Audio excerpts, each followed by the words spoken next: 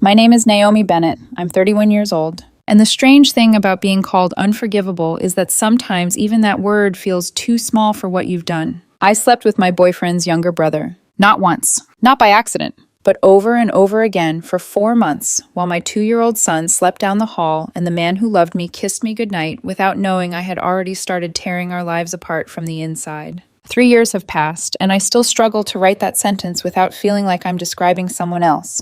Some reckless woman with my face and my voice, someone hollow enough to mistake selfishness for awakening. But it was me. Every choice, every lie, every text deleted before sunrise, every whispered call after Caleb fell asleep. Mine.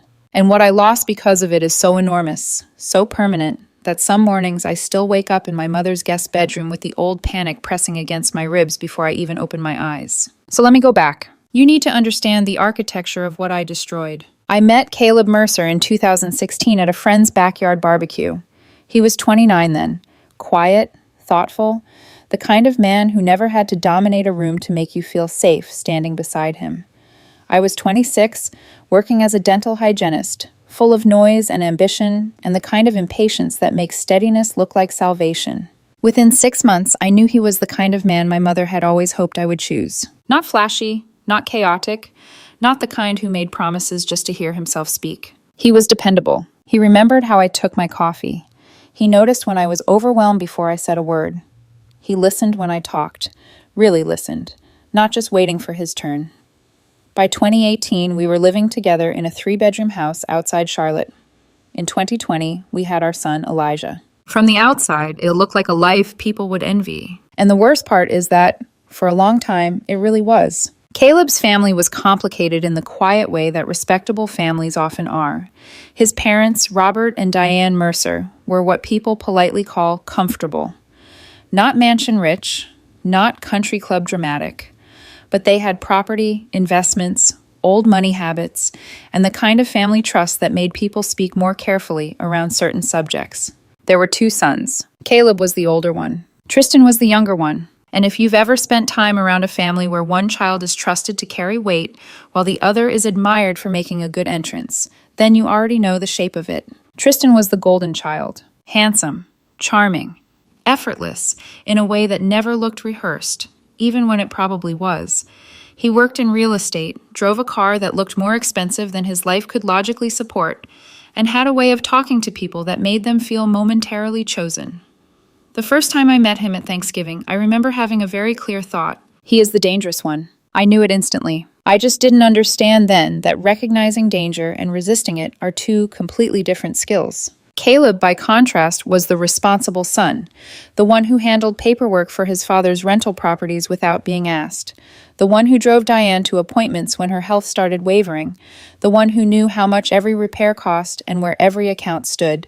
Robert and Diane loved Caleb, I believe that, but they leaned on him the way people lean on something strong enough to hold them. Tristan they adored in a different way, the prettier way, the lighter way, the way that forgives more because it enjoys more. For the first few years, my life with Caleb was genuinely good. Not perfect, real. He worked long hours as an engineer.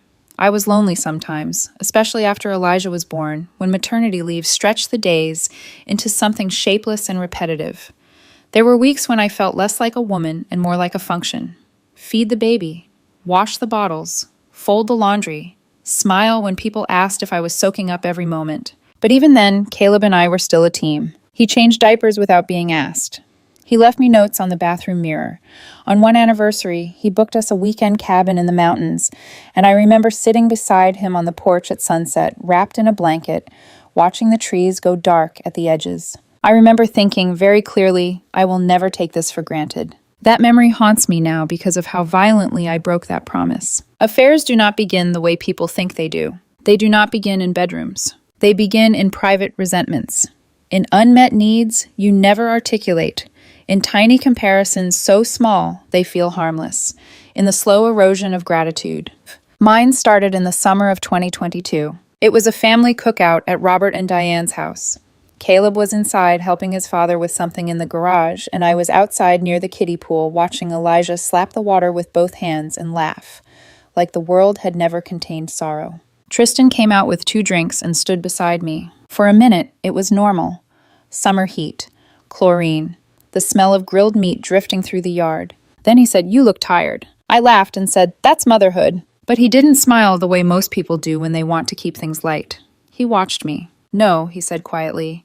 "You look lonely." Even now, that sentence makes my stomach twist. Because it was true. And because it landed on a bruise I had been covering so carefully, I'd almost convinced myself it wasn't there. He told me he'd mentioned to Caleb that I seemed overwhelmed and that Caleb had brushed it off.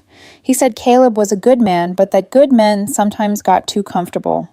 That sometimes they loved what they had so steadily, they stopped seeing it clearly. I should have shut it down. I should have told him Caleb saw me just fine. I should have gone inside, picked up my son, and put distance where temptation was beginning to breathe. Instead, I let those words sit inside me because they touched something raw. That was the moment. Not physical, not dramatic, but something shifted. After that, I started noticing Tristan more. I started comparing. Caleb came home talking about structural calculations and deadlines. Tristan texted me a song he thought I'd like. Caleb forgot I'd mentioned wanting to try a new restaurant. Tristan remembered an offhand comment I made months earlier about a novel I never finished. What I didn't understand then was that I was keeping score in a game I had rigged myself. I was measuring steadiness against performance, routine against chemistry, real devotion against the thrill of being watched. My friends didn't help. I made vague comments in a group chat about feeling disconnected, invisible, too young to already feel so settled. 2 of them immediately turned it into a rallying cry. "You deserve to feel desired. Life's too short to feel unseen." No one asked whether I had really talked to Caleb.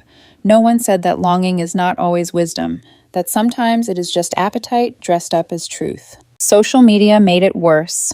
Everywhere I looked, there were women announcing they had chosen themselves, left what no longer served them, stopped shrinking to fit lives that were too small.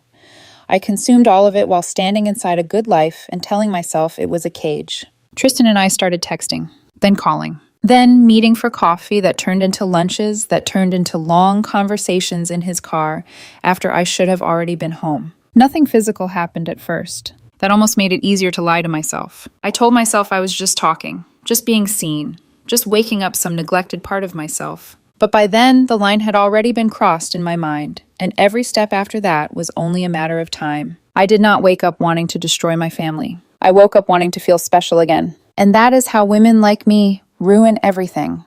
Once you let yourself believe a dangerous lie, your entire life starts reorganizing around protecting it. That is what happened to me. After those first few lunches with Tristan, I began building little private chambers inside my days. Places Caleb could not see. Places even I stopped examining too closely. A text while Elijah napped. A call in the grocery store parking lot. 10 extra minutes in the driveway before going inside because I needed to smooth my face back into something innocent. Tristan knew exactly how to make our conversations feel like oxygen. He asked questions Caleb no longer seemed to ask, or maybe questions Caleb trusted he already knew the answers to. He wanted to hear about my day, about the things that made me feel restless, about the version of myself I missed. When I admitted motherhood had swallowed me in ways I hadn't expected, he didn't tell me to be grateful. He looked at me with that unbearable steadiness of his and said, "You disappeared into everybody else's needs." It felt intimate. It felt like understanding. What it really was, I know now, was access. But at the time, I did what selfish people do best. I renamed temptation into something noble. I told myself I was finally being honest about my unhappiness. I told myself I was confronting needs I had buried too long. I told myself I had spent years being practical, responsible, grateful, and maybe now I was allowed to want more. That word ruined me. More attention, more spark, more proof that I was still a woman, not just a mother, not just a partner folded into routine. Caleb never stopped being kind during that period, which somehow made what I was doing feel both worse and easier to justify, depending on the day. He came home tired, kissed my forehead, asked how Elijah had been. He loaded the dishwasher while I bathed our son. He offered to handle bedtime when I looked worn out, but all I could see was what he was not doing. He was not looking at me the way Tristan did. He was not making me feel electric. He was not reaching into the aching, selfish parts of me and naming them out loud. I had stopped measuring love by loyalty or steadiness. I was measuring it by stimulation, by whether it made me feel chosen in the moment. And once you make that switch, you can turn almost any decent person into a disappointment. The first time it became physical was in October 2022. Elijah was with my mother for the afternoon. I told Caleb I was running errands. I remember sitting in Tristan's apartment parking lot with both hands locked around the steering wheel, my heart pounding so hard it made my vision feel strange around the edges. I knew exactly what I was about to do. There was no confusion left, no gray area. I sat there for nearly 10 minutes telling myself I could still turn around. Then I went inside. I will not dress that moment up. It was not romance. It was adrenaline and vanity and hunger colliding with opportunity. And afterward, lying in his bed, I waited for the crushing guilt I assumed would arrive. It didn't. That absence horrified me more than guilt would have, because it meant I had already moved the boundaries in my mind so far that by the time my body crossed them, it barely felt like a shock. For the next 4 months, I became someone I would have once judged with total certainty. I lied with frightening ease. I left Elijah with my mother, or a sitter, and said I had work things, gym plans, dinner with friends. I created fake calendar entries. I deleted texts, cleared call logs, built little systems of deception so efficient they began to feel ordinary. At one point I got a second phone.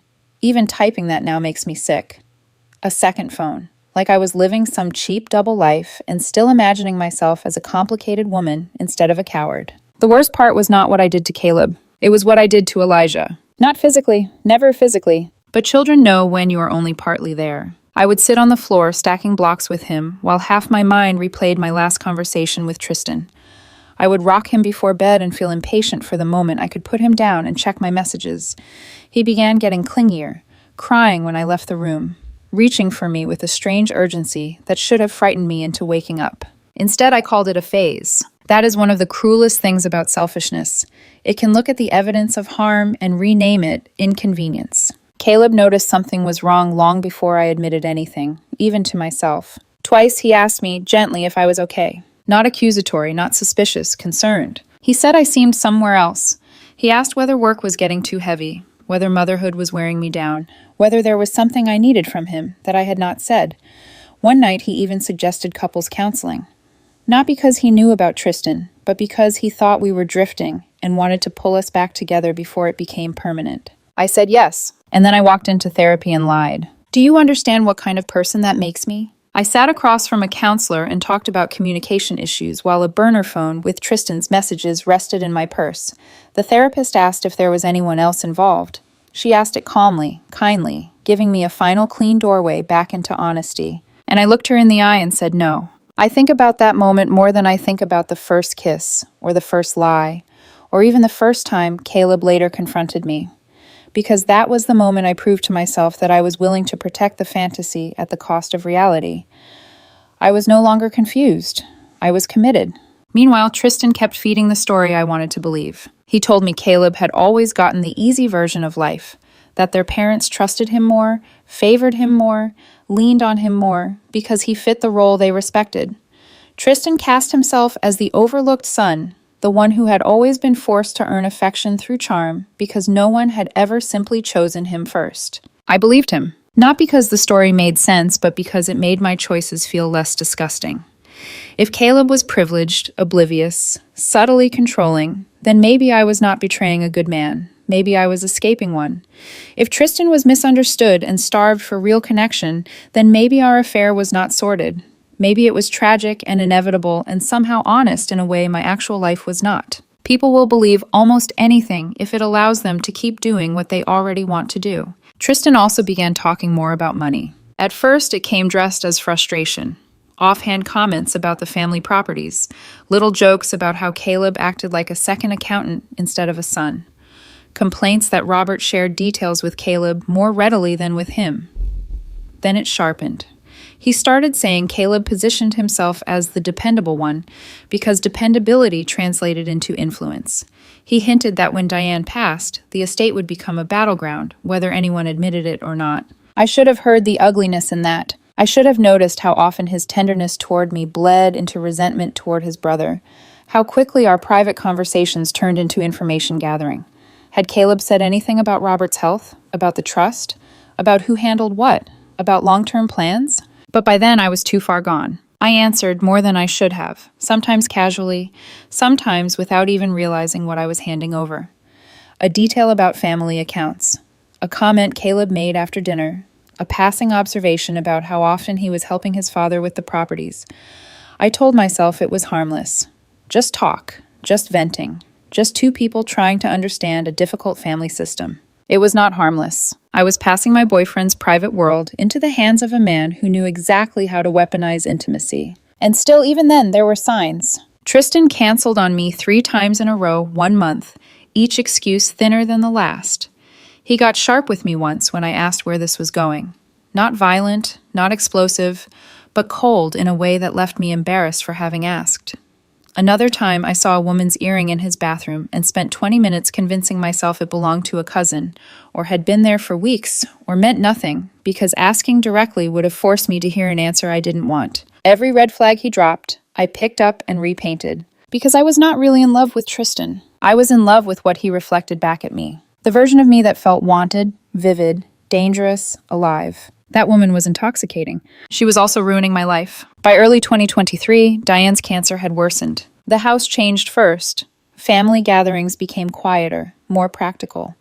Less laughter, more medication schedules, more low voices in kitchens, more grief, moving around the edges, before anyone was ready to name it.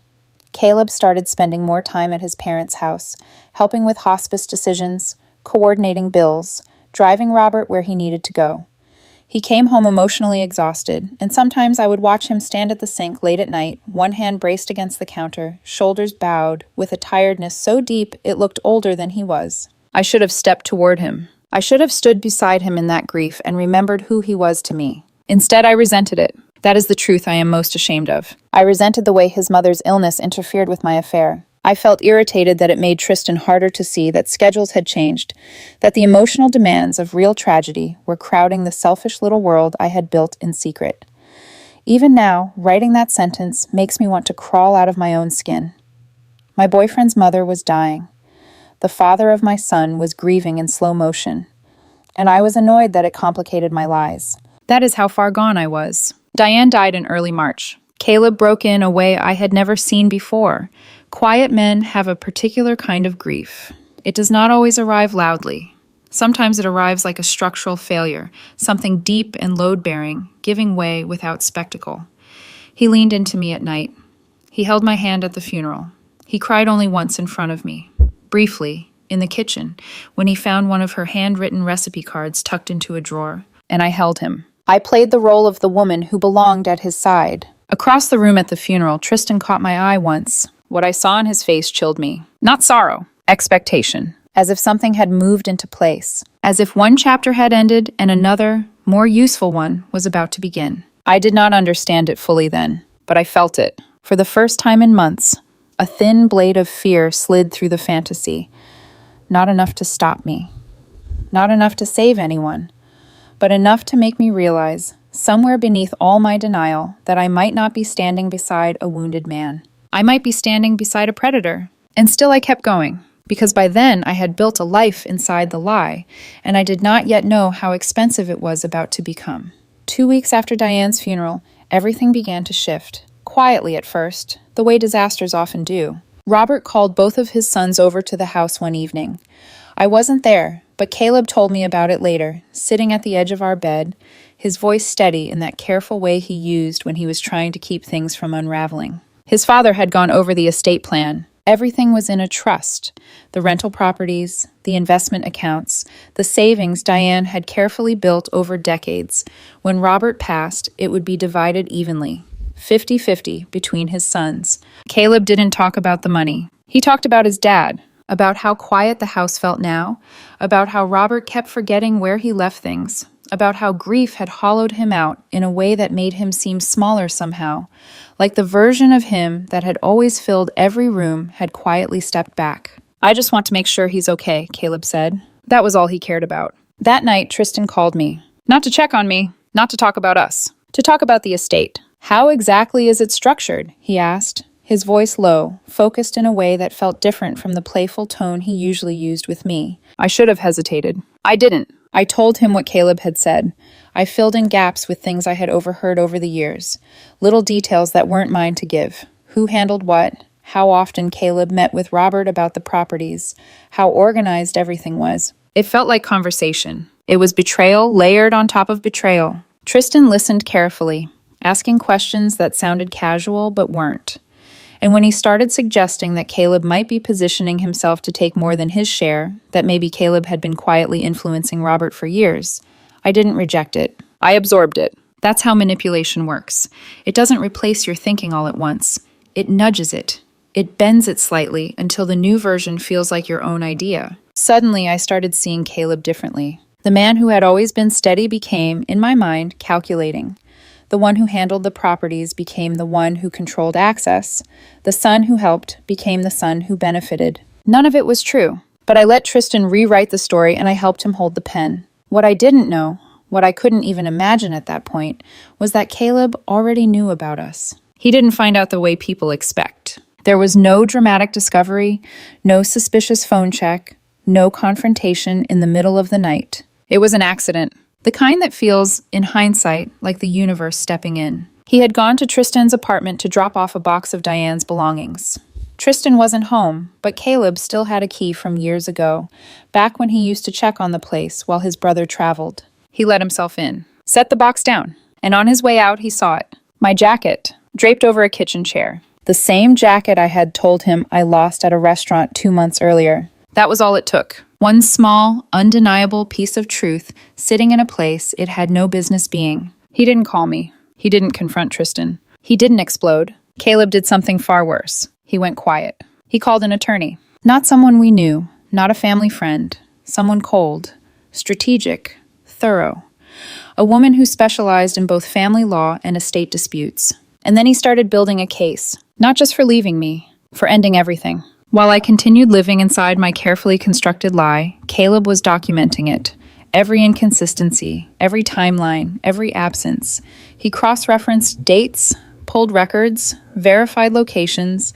He turned my life into evidence. For 3 weeks after Diane's funeral, I thought everything was still intact. I was still seeing Tristan, still lying to Caleb, still playing the role of the caring partner and devoted mother. I had no idea the ground beneath me had already disappeared. The night Caleb confronted me, there was no shouting, no broken glass, no dramatic unraveling. Elijah was already asleep. I was on the couch, scrolling through my phone, half watching something I couldn't even remember now. Caleb walked in, set his keys down, and sat across from me. Not beside me, across. That distance mattered. He placed a manila folder on the coffee table between us. And then he said 5 words that ended my life. I know about Tristan. No anger, no tremor, just fact. My body went cold. I opened my mouth, but nothing came out. He opened the folder. Inside were printed text messages, photos, timestamps, a full timeline of every lie I had told, mapped cleanly against where I had actually been. My fake errands, my gym nights, my work events, all of it reduced to data. It felt like looking at an autopsy, not just of the relationship, of me. I'm not going to ask you why, Caleb said calmly. I don't care why. That broke something in me. Because I had prepared for anger, for questions, for the chance to explain. But there was nothing, no curiosity left. I started crying. The words came out automatically, like a script I had rehearsed without realizing it. It didn't mean anything. I was confused. We can fix this, please. He listened, the same way he used to listen when I talked about my day. Patient, attentive, completely detached. Then he said the sentence that truly ended everything. I've already filed. The room tilted. My attorney will contact yours, he continued. I'm taking Elijah to my father's tonight. You can stay here until we sort out the house. He stood up, walked past me, into Elijah's room. I sat there frozen, listening to the quiet sounds of him lifting our son from the crib, murmuring softly so he wouldn't wake all the way. The rustle of a diaper bag, already packed. He had prepared everything. While I sat across from him minutes earlier, unaware, still living inside a version of reality that no longer existed, he came back out with Elijah curled against his shoulder, our son's face pressed into his neck. Safe, calm, unaware that his entire world had just split in half. Caleb didn't look at me. He walked to the door, opened it, and left. He didn't slam it. He closed it gently, like you close a door to a room you will never enter again. I sat on that couch for hours, 4, maybe more. The folder still open in front of me, every lie laid out in black and white. And somewhere in that silence, something finally broke through the shock. Not guilt, not shame, understanding. Caleb had known for weeks. Weeks. He had watched me lie, watched me smile, watched me kiss him goodnight and say I love you. And he had said nothing, because he was already gone. The man who used to leave notes on my mirror had looked at me and seen a stranger. And he had made peace with losing me before I even realized I had lost him.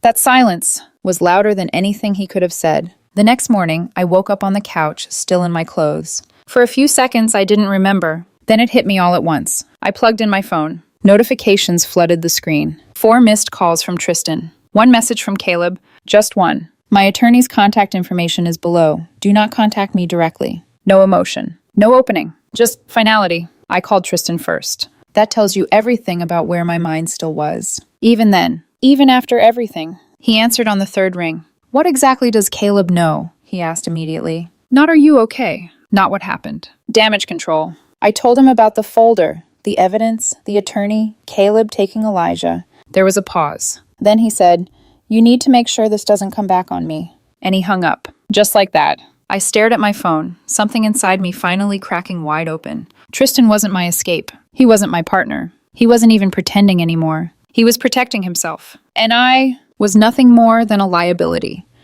The next 72 hours didn't feel like time. They felt like impact, one after another, clean and precise, like something carefully arranged long before I understood I was standing in the blast zone. Caleb's attorney contacted me the same day. Her name was Sandra Chen. I didn't meet her in person until later, but even through email, even through a voice message, I could feel the shape of her mind. Sharp, controlled, surgical. There was no wasted language, no emotional padding. Every sentence had a purpose, and every purpose led somewhere I didn't want to go. Within days of Caleb filing, she filed motions for temporary custody, not based on the affair alone, based on everything. The lies, the timelines, the documented pattern of me leaving Elijah with sitters or my mother while I pursued a relationship outside our home. The counseling sessions where I had sat and lied to a professional while continuing the affair. It wasn't framed as a moment of weakness. It was framed as a sustained pattern. And that word, sustained, was what made it devastating. Because it meant it wasn't one mistake. It was a system. My system. She had affidavits, records, and then she had something that hit deeper than anything else. My mother. Caleb had called her the night he left. Told her everything. Not angrily. Not vindictively. Just factually. And my mother, when faced with the full picture, chose truth over me. Not because she stopped loving me. Because she couldn't defend what I had done. In her statement, she said she had noticed I'd been distant with Elijah, that I left him with her more often, that even when I was physically present, I didn't always seem there. Reading that felt like the ground giving way beneath something I didn't even know was still holding me up. You think you've hit the bottom. Then you find out there's another level underneath it. I hired an attorney, not a bad one, but not someone who could match Sandra Chen. And more importantly, not someone who could rewrite facts. He told me plainly, this is difficult, not impossible, just difficult. Because in our state, infidelity alone doesn't decide custody. But what Caleb had built wasn't just a case about infidelity. It was a case about absence, about priorities, about a mother who had slowly stepped out of her child's emotional life and into something else. And I couldn't argue with it, because it was true. The custody evaluation was the worst part. A court-appointed psychologist interviewed me for hours. Asked about my relationship with Elijah, my daily routines, my emotional presence. Then she interviewed Caleb, then witnesses. Then she reviewed everything. All the evidence, all the timelines, all the carefully documented truth I had tried so hard to hide. In her report, she used a phrase I will never forget. A sustained period of emotional absence from the child's daily reality. That sentence followed me everywhere. She recommended primary custody to Caleb. Supervised visitation for me. Supervised, like I was a risk, like I needed to be watched. The judge agreed. And the worst part? I couldn't even summon full anger. Because when I sat alone at night and forced myself to replay those 4 months honestly, I knew she wasn't wrong. Elijah was 2.5, old enough to feel something had shifted. During those supervised visits, he would reach for me, then hesitate. Sit on my lap, then slide off. Start playing, then look around for Caleb. Nothing felt natural. Nothing felt like home. Each visit was 45 minutes. Each one felt like losing him again. But that wasn't the end. It was just the beginning. Because while my life was collapsing, something else was unfolding. Something I had unknowingly helped set in motion. Robert Mercer had started asking questions. quietly at first, about the rental properties, about transactions, about small inconsistencies that had been easy to ignore before, but now, in grief, in stillness, had become harder to dismiss.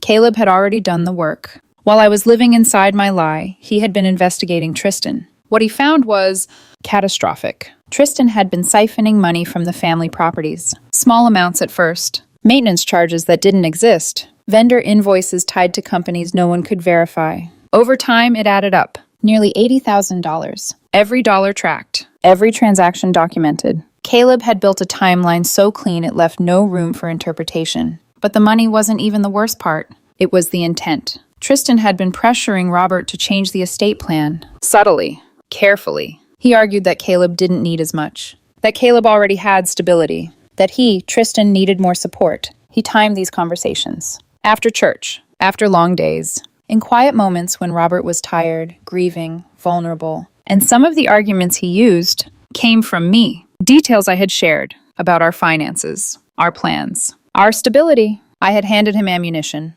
and he had used it. But there was one final piece. One thing I didn't even know existed. During the affair, one night in January, Tristan had called me. He was drunk, angry, talking too much. I was in the bathroom with the door locked while Caleb slept. And Tristan said things, reckless things, about the estate, about making sure Caleb didn't get what he didn't deserve, about influencing Robert, about how having me on his side made everything easier. At the time, I didn't record it. I didn't even fully process it. But Caleb did. I still don't know how. I don't know when he set it up. But that call was captured. Legally. Cleanly. And when Robert heard it, everything changed. Caleb played the recording for him privately. Sandra Chen was there. Robert listened. Didn't speak. When it ended, he asked to hear it again. Then he stood up, walked into his office, and called his estate attorney. Within 2 weeks, the trust was amended. Tristan was removed. Completely. Every property. Every account. Everything. Gone. Robert also filed a police report.